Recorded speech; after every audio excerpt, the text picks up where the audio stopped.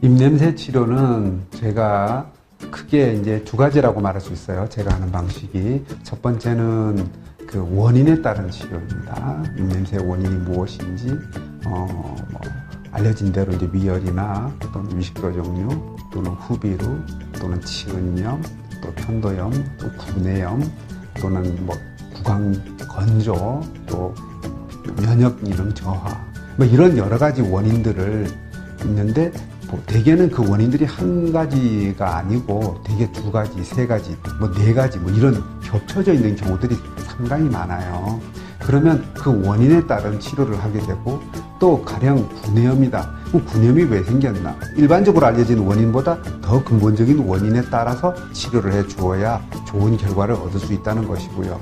그리고 여러 가지 원인들이 생겼을 때, 그러면 이거 선호를 어떤 것들을 먼저 치료를 하고, 그 다음에 나중에 어떤 것들을 치료해야 될까?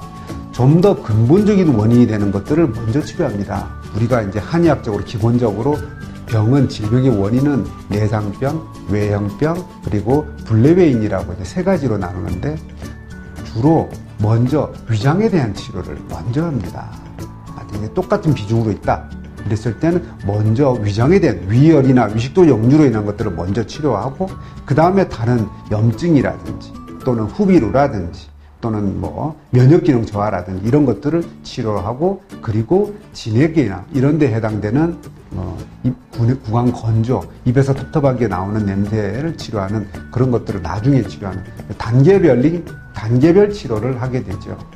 그거는 이제 구취 환자분들이 구취가 나기 시작한 지 얼마나 된 기간이 중요하고, 또 우리가 검사를 했을 때 구취의 정도에 따라서, 또 구취의 원인이 몇 가지냐에 따라서 사실은 차이가 많이 납니다. 그래서 보통은 3개월, 좀 길면 6개월, 아주 길 때는 그 이상 가는 경우들도 있습니다. 근데 보통은 일반적으로는 3개월, 좀 구취가 심하다든지 병의 원인이 여러 가지라든지 입냄새가 생긴 지 기간이 오래되었다든지 또는 입냄새의 정도가 좀 심하다든지 이랬을 때는 6개월 정도도 치료를 하게 되죠.